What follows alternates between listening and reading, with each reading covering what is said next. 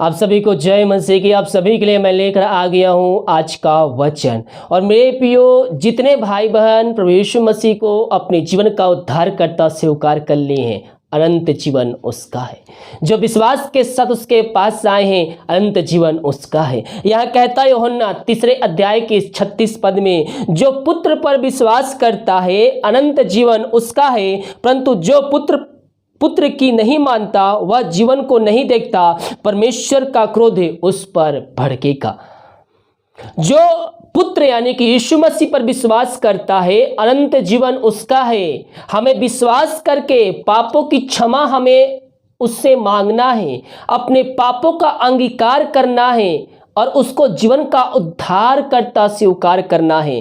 Romeo के 10 अध्याय के उसके हम 9 पद को पढ़ेंगे तो वहां पास परमेश्वर का जीवित वचन हमसे कहता है, यदि तू अपने मुंह से यीशु को प्रभु जानकर अंगीकार करे और अपने मन से विश्वास करे कि परमेश्वर ने उसे मरे हुए में जिलाया है, तो तू निश्चित ही उद्धार पाएगा। यह वचन कहते तू अपने मुंह से यीशु को प्रभु जानकर अंगीकार करे और अपने मन में विश्वास करे कि परमेश्वर ने उसे मरे हुए में जिलाया है, तो तू निश्चित उद्धार पाएगा। हमें उद्धार पाने के लिए विश्वास करना होगा कि परमेश्वर ने यीशु मसीह को मरे हुए में जिलाया है, तो हम निश्चित ही उद्धार को प्राप्त करेंगे। मेरे प्रियो, अगर हमें अनंत जीवन प्राप्त करना है तो हमें उस पर विश्वास से करना चाहिए। रोमियो 10 के 10 पद कहता है, क्योंकि धार्मिकता के लिए मन से विश्वास किया जाता है और उद्धार के लिए मुंह से अंगीकार किया जाता है। बहुत से भाई बहन कहते हैं कि मैं पापों में डूबा हूं, मैं पाप से निकल नहीं पा रहा हूं। परमेश्वर आपको वहां से खींच कर निकालेगा। जब आप उसकी ओर फिरेंगे तो वह आपकी ओर फिरेगा। हालेलुया। इस पृथ्वी पर आप पाप कर रहे हैं, पापों से आप मन फिराना चाहते हैं, विश्वास कीजिए प्रभु यीशु मसीह आपको पापों से शुद्ध करेगा, धोकर शुद्ध करेगा और अपने राज का वारिस बनाएगा।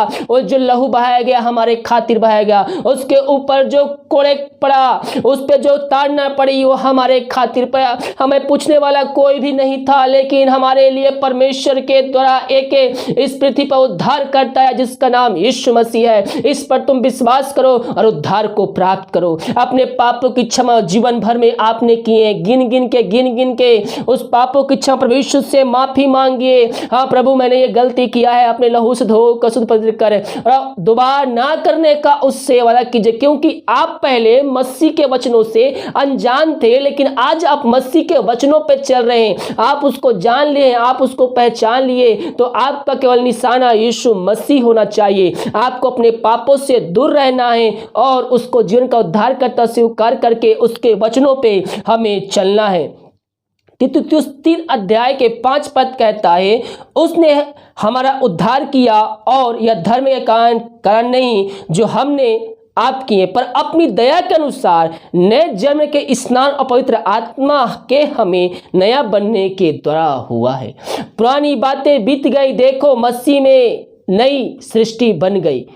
पुरानी बातें आपको भूलना है और नए मसीह में जब आते हैं तो आपको एक नया व्यक्ति बनना है, एक नया जीवन जीना है और मसीह के वचनों पर चलते हुए आपको आगे बढ़ना है।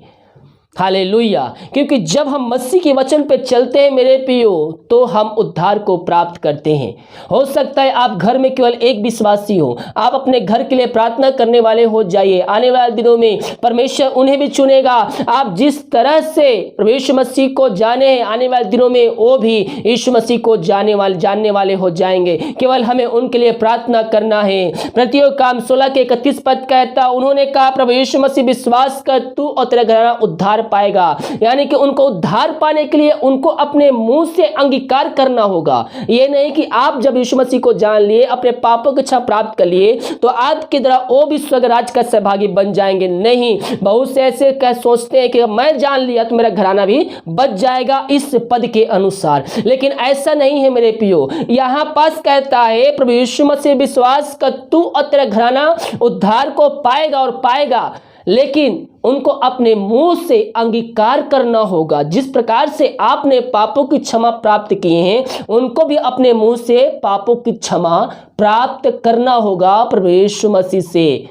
हालेलुया। तो हम उनके लिए प्रार्थना करने वाले हो जाए। प्रार्थना में वो सामर्थ्य है मेरे प्रियो कि बिगड़े से बिगड़े व्यक्ति को ही बना सकता है। हालेलुया।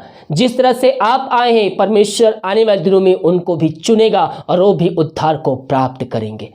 हालेलुया। परमेश्वर वचनों के द्वारा हम सबको आशीष प्रदान करे। आइए हम प्रार्थना की ओर चलते हैं। धन्य ईश्वर राजा, धन्य ईश्वर राजा, प्रभु जी जो वचन बोया गया है पिता, इनके हृदय में उतरने पाए पिता, ये वचनों की तरह पिता परमेश्वर इनका जीवन परिवर्तन होने पाए। ये अपने पापों की क्षमा तुझसे प्राप्त करके अंत जीवन को प्राप्त करने वाले हो जाए। ये तुझ पर विश्वास करने वाले हो जाए पिता परमेश्वर। हाँ प्रभु जी, इन सारे भाई बहनों को तेरे हाथों में सौंपते हैं। इनको वचनों पर चलने में सहायता प्रदान कर पिता परमेश्वर, वचनों में रहने में इनकी सहायता प्रदान करें, यही प्रार्थना करते हैं। प्रार्थना सुना। धन्यवाद ईश्वर पिताजी, आशीष मांगते हैं, ईश्वर दया से ग्रहण कर। आमीन, आमीन और आमीन। हालेलुया। वीडियो को लाइक कमेंट शेयर कीजिए ताकि और भाई बहनों वचनों के द्वारा प्रभु यीशु मसीह को जानकर जीवन का उद्धार करता स्वीकार करके अंत जीवन का सहभागी बन जाए। God bless you.